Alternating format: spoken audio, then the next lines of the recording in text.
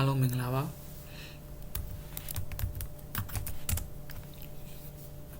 ဒီတစ်ပတ်တော့ကျွန်တော်က Microsoft Windows မှာကျွန်တော်တို့ simple ရိုးရှင်းနေပါနော် simple bash file လေးဒီကတော့ဒီ bash file လေးဘယ်လိုဖန်တီးလဲဆိုတာကိုပြသမှာဖြစ်ပါတယ်အဲ့တော့ bash file ကဘာလဲလို့အရင်ပြောမယ်ဆိုရင်သူက script type ပဲ Windows ရဲ့ script type မျိုးစား script type ဆိုတာဒီနေ့အပြင်သူကထဲမှာသူဟို programming language ပုံစံမျိုးဆိုလို့ရှိရင်သူကဒီတခြားဒီ programming software ဆိုလို့ရှိရင်ဥပမာဆိုပါတော့ဒီ software ရေးမယ်ဆိုလို့ရှိရင်ဥပမာ Python ဆိုရင် Python တို့တခြား C Double Black တို့ဆိုပါတော့အဲ့လိုမျိုးတွေရေးမယ်ဆိုလို့ရှိရင်ကျွန်တော်တို့ကခြား software လိုတယ်ဗျတက်ပါတယ်software လိုတယ်နော်အဲ့တော့သူကအဲ့လိုမျိုးပဲねသူကဘာလဲဆိုရင်ကိုယ့်ရဲ့ computer မှာ Windows မှာကျွန်တော်တို့ဒီ test file လေးတစ်ခုဖန်တီးလိုက်တာပေါ့နော် test file လေးအဲ့တော့ဘာရှိအောင်လဲဆိုရင် notepad လေးရှိရင်အဆင်ပြေတယ် notepad အားမလဲတော့ကျွန်တော်တို့ဒီ software ထည့်ချင်တယ်ဆိုလို့ရှိရင်လေ notepad Flatpak ဒါမျိုးလေးတွေအဲ့လိုမျိုးပေါ့အဲ့ရှိလို့ရှိရင်ဒီ bash file program ဒီရေးလို့ရပါတယ်အဲ့ထဲမှာဘာတွေရှိမလဲဆိုရင်ကျွန်တော်တို့ plain version နဲ့စာသားတွေသူကသုံးထားတယ်ဥပမာသူကပြောချင်တာကကျွန်တော်တို့ဒီ command line မှာ CMD မှာသုံးတဲ့ကျွန်တော်တို့ဒီ command တွေသုံးလို့ရတယ်အဲ့ထဲမှာ bash file ထဲမှာအဲ့တော့သူ့ကိုကျွန်တော်တို့ဒီအားလို့သုံးအောင်လဲဆိုလို့ရှိရင် system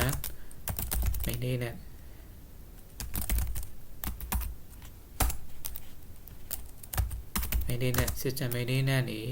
နောက်ပြီးတော့ကျွန်တော်တို့ဒီ automation ပေါ့ဒီနေ့အပြင် automation နဲ့ဆိုင် auto run လို့ပုံမှန်တယ်အဲ့လိုလေးရော auto run မှာဘာလဲဆိုရင် application တွေအဲ့တော့ကိုယ်နေ့စဉ်နဲ့များသုံးနေတယ်ဖွင့်နေတယ် application တွေဒါမှမဟုတ်လို့ရှိရင်လည်းကျွန်တော်ဒီsystem မှာ clear လုပ်မဲ့ဟာတွေ copy လုပ်မဲ့ဟာတွေ backup လုပ်မဲ့ဟာတွေနော် backup တွေအခုကကျွန်တော်တို့ဒီ copy တွေစကြည့်တယ်ပြင်ပေါ့အဲ့ဒါတွေဟိုကျွန်တော်တို့ဒီ one click ပေါ့ one click နဲ့ရုံနဲ့သူကအားလုံးအလိုလျောက်လုပ်တော့မှာဖြစ်ပါတယ်ကိုကအရင်ဆုံးတော့အဲဒီဒီ test file ထဲမှာတော့ဗာရေးထားမလဲဆိုလို့ရှိရင် command တွေတော့ရေးထားရမယ်ဘယ်ထဲမှာလဲဆိုရင်ဒီ bash file ထဲမှာဟုတ်ပြီဆိုတော့အဲ့လိုသူ့ကိုအဲ့နေရာမှာသုံးပါတယ်အဲ့တော့အဲဒီ test file တွေကျွန်တော်တို့ကဖန်တီးပြီးပြီဆိုလို့ရှိရင်ကျွန်တော်တို့ဒီ extension ကိုပေါ့နော် extension ကိုဗာနဲ့သိမ်းမလဲဆိုတော့ .bat ဒါမှမဟုတ်လို့ရှိရင် .cmd နဲ့သိမ်းလို့ရပါတယ်။ Okay ဒါဆိုလို့ရှိရင်ကျွန်တော်တို့တစ်ချက်သုံးကြည့်အောင်အဲ့တော့ကျွန်တော်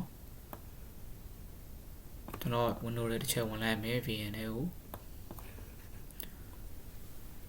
အဲ့တော့အရင်ဆုံးခုနကျွန်တော်ပြောထားသလိုပဲဘာရှိရမလဲဆိုရင် notepad လေးရှိရအဲ့တော့ကျွန်တော် notepad လေးတစ်ခုပေါ့နော်ဘယ်လိုရှာမလဲဆိုရင်ဒီမှာ type here to search ဆိုတာရှိတယ်နောက်အဲ့မှာ click နေပြီးတော့ notepad လို့ရေးလိုက်ရတယ်အဲ့လိုမဟုတ်ဆိုလို့ရှိရင်လည်း control နဲ့ window နဲ့ s နဲ့နှိပ်လိုက်ပြီးတော့notepad လို့လည်းရေးလိုက်ရတယ်ဒါဆိုရင် notepad program ဖွင့်လာမယ်အဲ့ဒီထဲမှာ ကျွန်တော်တို့ကစိုက်ပြီးသုံးရမယ်ရိုက်ရမယ် command ရှိတယ်အဲ့ဒါက x sign လေးဒီကွေးလေးပေါ့ x sign ပြီးရင် ECHO echo ပြီးတော့ကျွန်တော်တို့ရေးထားတဲ့ program စာသားတွေမမြင်စေချင်ဘူးဆိုလို့ရှိရင် off ထားရတယ်။ echo on ရှိတယ် off ရှိတယ် off ထားလိုက်မယ်။ဟုတ်ပြီအဲ့ဒါစပြီးကျွန်တော်တို့ဒီ program တွေစာရေးလို့ရပါပြီ။ကိုရေးခြင်းနဲ့ကိုသုံးခြင်းနဲ့သူကတော့ကျွန်တော်တို့ပြတဲ့အခါမှာကျွန်တော်ဒီ command line CMD ထွက်လာမှာပေါ့နော် CMD box ထွက်လာအဲ့တော့ဟုတ်ပြီအဲ့တော့ဆိုလိုတာကဟိုဒီနေရာမှာအများကြီးတော့သုံးလို့ရတာ哦နော်ဥပမာဆိုပါစို့ start ဆိုတဲ့ command သုံးပြီးတော့ကျွန်တော်ကMicrosoft ဒီ Microsoft Edge ပေါ့ဒီ Microsoft Edge ဆိုတဲ့ဒီ browser ပေါ့ပေါ်လာသေးခြင်းနဲ့ဆိုလို့ရှိရင်ဒီမှာMicrosoft Edge လို့ရိုက်လိုက်လို့ရှိရင်ရတယ်ဒါမှမဟုတ်လို့ရှိရင်ဥပမာဆိုတော့ကျွန်တော် for example ပေါ့နော်တခုပြမယ် clc.eac ဒါဆိုရင်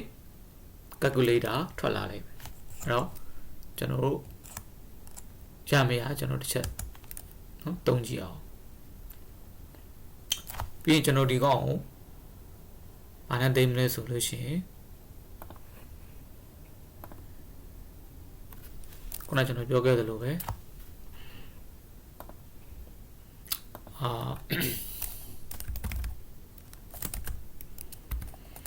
BD ဒါမှမဟုတ်လို့ရှိရင် CMD နဲ့သိမ်းမယ် Okay အဲ့တော့ဒီမှာကျွန်တော် BD နဲ့တင်လိုက်မယ်ပြီးအောက်ဆုံးမှာ save as type မှာတော့ text document နဲ့မထားဘူးကျွန်တော်တို့က all file ကိုရွေးလိုက်ပြီးအဲ့ဒီကနေကျွန်တော်တို့ save မှပြီးထွက်မယ်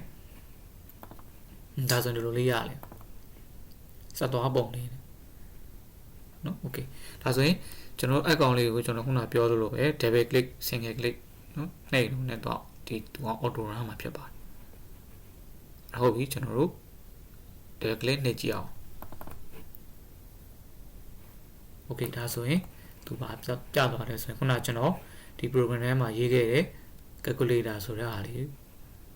ရေးခဲ့တဲ့ဖြစ်တဲ့အတွက်ဒီ calculator program လေးပွင့်လာတယ်ဒါ program တစ်ခုတည်းမဟုတ်လို့ Okay အဲ့တော့ဒီထဲမှာကျွန်တော်တို့ကကိုသုံးချင်တဲ့နေ့စဉ် daily အသုံးပြုနေတဲ့ program တွေကိုဒီမှာအားလုံးရေးထားပြီးတော့ကျွန်တော်တို့က computer ဆောက်ဖွင့်တာနဲ့အဲ့ဒါလေးကိုတစ်ချက်နှိပ်လိုက်တာနဲ့ကျွန်တော်တို့ဒီ web program တွေကတစ်ခုချင်းဖွင့်စရာမလိုတော့ဘဲနဲ့တော့ပွင့်လာမှာဖြစ်ပါတယ်အဲ့တော့ကျွန်တော်ဟုတ်ပြီနည်းနည်းလေးပြင်ကြည့်မယ်အဲ့ဒါကတော့ start ဆိုတဲ့ program သုံးပြီးတော့ကျွန်တော်လုပ်ခဲ့တာအဲ့တော့နောက်တစ်ခုကကျွန်တော်ဒီ computer ရဲ့ကျွန်တော်တို့ဒီ computer နေနေ OS တွေပေါ့နော်current user တွေအဲ့လားလေးတွေကိုကျွန်တော်တို့ဒီတစ်ချက်ဒီ system info ပေါ့နော်တစ်ချက်စစ်ကြည့်အောင်အဲ့တော့ကျွန်တော်ဒီမှာ command တချို့ရိုက်မယ်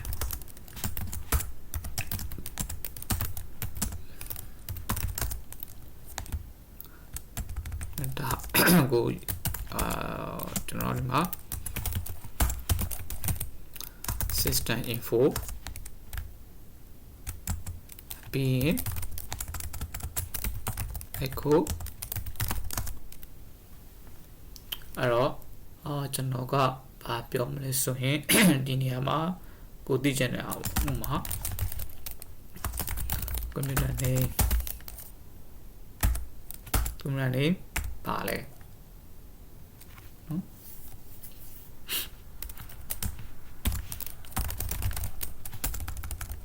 ဒီမှာကျွန်တော်တို့က very ထည့်မယ်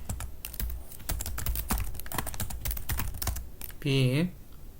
ကျွန်တော်တို့ကပြီးရင် computer name ပြီးရင် current user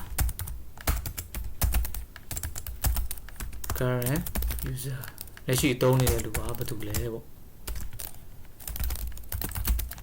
ဒါပြောချင်တာပြီးရင်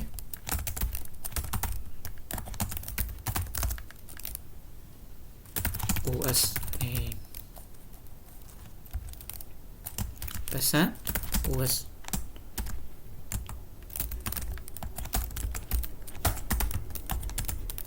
ပြီးနောက်ဆုံးမှာ pause လို့ပြောမှာကျွန်တော်ရိုက်ခဲ့ဘာလို့ရိုက်ခဲ့လဲဆိုရင်တခုခုပေါ့နော် press any key တခုခုနှိပ်ပြီးမှဒီ program ပိတ်ပါစေလို့ပြောချင်တာပေါ့နော်အဲ့လိုမဟုတ်လို့ရှင်လဲအဲ့လိုမဟုတ်ဘူးဆိုလို့ရှင်လဲသူ့အတိုင်းမှာပေးပြီးတော့ time out အနေနဲ့1 second ဘယ်လောက် second နေမှာပိတ်ပါမယ်ဆိုပြောလဲသူကသူနှိပ်မယ်နဲ့ပိတ်တော့ကျွန်တော်လုပ်လို့ရတယ် okay ဒါဆိုရင်ကျွန်တော်ဒါလေးကိုအရင်ဆုံးဆေးလိုက်မယ်ပြီးရင်ဒါဆိုရင်ဒီထဲမှာကျွန်တော်ရေးထားတဲ့ program တွေရှိနေပြီအဲ့ဟုတ်ပြီကျွန်တော်တို့ဒီမှာဒီကောင်လေးကိုတစ်ချက် double click နှိပ်ကြည့်အောင်ဒါဆိုရင်သူပြပေးတယ်ကွန်ပျူတာနေကအဲ့မှာကျွန်တော်ပြောခဲ့တဲ့ system info နော်ကွန်ပျူတာနေကဘာလဲဆိုရင် test pc တဲ့ current user testing တဲ့ operating system တွေက Windows NT မျိုးစားပါတဲ့เนาะဒါပဲကျွန်တော်ရေးခဲ့တာဖြစ်တဲ့အတွက်သူဒါပဲပြပေးတယ် okay ပြီးရင်ဒီမှာ pause ဆိုတဲ့အတွက် press any key to continue ဆက်သွားမယ်ဆိုရင်တခုနေပါအဲ့တော့နေလိမ့်ပြီဆိုတာ ਨੇ ဘယ်လိုပြောက်သွားအဲ့တော့ခုနကဟာဟုတ်မဟုတ်ကျွန်တော်တို့ချက်စစ်ကြည့်အောင် CM လေးထဲမှာအဲ့တော့ခုနကဘာပြောလဲဆိုရင်ပြန် run ကြည့်မယ်เนาะပြန် run ကြည့်မယ်ဒီမှာကွန်ပျူတာနဲ့ test pc အဲ့တော့ဒီမှာစစ်ကြည့်မယ်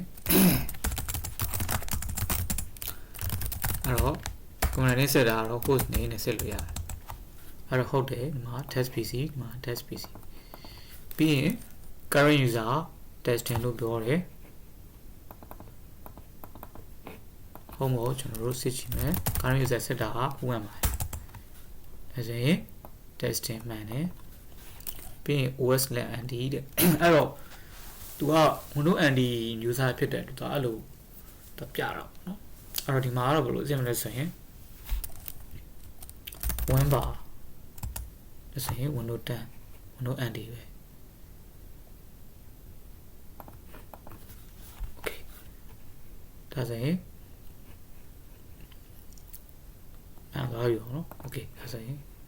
ကျွန်တော် program ပေးတယ်အဲ့တော့ဒီထဲမှာဒီ batch file ထဲမှာကျွန်တော်တို့အများကြီးကျွန်တော်တို့ထည့်ပြီးတော့သုံးလို့ရတယ်ကိုသုံးချင်တဲ့အပိုင်းတွေပေါ့နော်ဥပမာ packet တွေနော် schedule တွေအစုံလုပ်လို့ရတာပေါ့ဒီတော့ဆိုရင်ဒီမှာ Microsoft Edge ရှိတယ်နော် iProgram browser တွေကျွန်တော်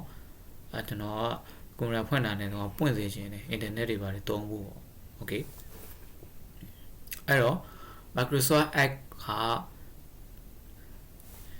သူ့ရဲ့ကျွန်တော်တို့ဒီ extension တွေရှိတယ်နော် EAC ဟုတ်ပြီနောက်တော့ကျွန်တော်တို့ဒီမှာဒီကောင်းလေးနဲ့ပြင်လိုက်မယ်အဲ့တော့ဒီမှာကျွန်တော်ကဒီ program လေးကိုပဲထားပါတော့ဒီကောင်ထားလိုက်မယ်အသစ်တစ်ခုပြန်လုပ်ပါနော် new ဒီမှာကျွန်တော် test file စောင့်လိုက်မယ်အဲ့တော့အဲ့ထဲမှာကျွန်တော်ကstart app ကိုသူ့ကိုကျွန်တော်တို့က dot pad နဲ့ပဲဒီက .cmd နဲ့ပေးမယ် yes ပြီးရင် edit လုပ်မယ်ရေးမယ်ပြီးရင် start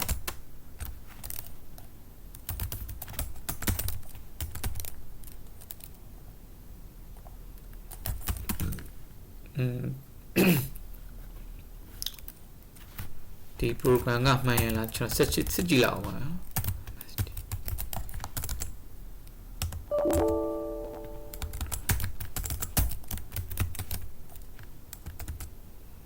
MSEDG အဲ့တော့သူ့ extension တစ်ချက်ကျွန်တော်တို့ကြည့်လိုက်မယ်ခဏလေးဆိုတော့ဒီလိုကြည့်လို့ရတယ်နော်နောက်ဆုံးမှာ MSE ဒါမျိုးလေးဒါလေးထည့်ပေးလိုက်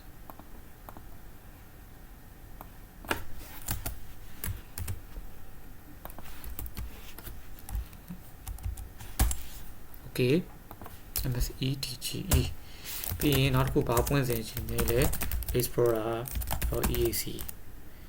Angular ပေါ့ဗျာเนาะပြီးရင်ဘာပွင့်စေချင်လဲ starcmd.eac သုံးချင်တယ်เนาะဒီထဲမှာဥပမာကွာ excel ဆို excel ပေါ့ဒါမျိုးပေါ့နော်ဒါလေးကိုကျွန်တော်တို့ save လိုက်မယ်ပြီးရင်ကျွန်တော်တို့ double click ခေါက်ကြည့်ဒါဆိုရင်ကျွန်တော်ရေးခဲ့တဲ့ program တွေဟလာအကုန်လုံးပွင့်လာတယ်။ကိုသုံးချင်တဲ့ app တွေပွင့်လာတယ်ပေါ့ browser ပွင့်လာတယ် Microsoft Internet Explorer MS ဟလာကျွန်တော်ဒီ Microsoft Edge browser ပွင့်လာမယ်။နောက်တစ်ခုက Internet ဒီ Explorer ပွင့်လာမယ်။ပြီးရင်နောက်တစ်ခု command prompt ပွင့်လာမယ်။နောက်ဒီ back file လေးတစ်ခုကို double click နှိပ်လိုက်တာနဲ့ဒီ program 3ခုလုံးတရှင်းပွင့်သွားတာ။အဲ့တော့ဥပမာအဲ့လိုမျိုးဆိုရင်ကျွန်တော်တို့အဲ့လို line ဖွင့်အောင်ကိုသုံးချင်တဲ့ app တွေရှာပြီးတော့ကြာတာပေါ့နော်အဲ့တော့အသုံးဝင်ပါတယ်အဲ့တော့အများကြီးကျွန်တော်တို့အထဲမှာရေးလို့ရပါတယ်ခုနကကျွန်တော်ပြောခဲ့တဲ့ system maintain နဲ့ mind တွေနော် share view တွေကိုသုံးချင်တာတွေဘလို့ကိုကင်မရာမှာအမြဲဆန်ဆန်နဲ့ဘယ်နေရာမှာကိုနေစဉ်နဲ့မှာသုံးနေတာဘလို့မျိုးမြင်အောင်ကျွန်တော်တို့ဒီအသုံးချလို့ရမှာဆိုတော့ဒီ batch file program ရိုးရှင်းနဲ့ software မလို့တဲ့ batch file program တွေတော့ဘလို့လုပ်လို့ရလဲဆိုတော့ဟုတ်ကျွန်တော်တို့ကဘယ်လိုသုံးရလဲဆိုတာကိုကျွန်တော်ကပြသွားတာဖြစ်ပါတယ်ဟုတ်ကဲ့ပါအားလုံးကိုကျေးဇူးတင်ပါတယ်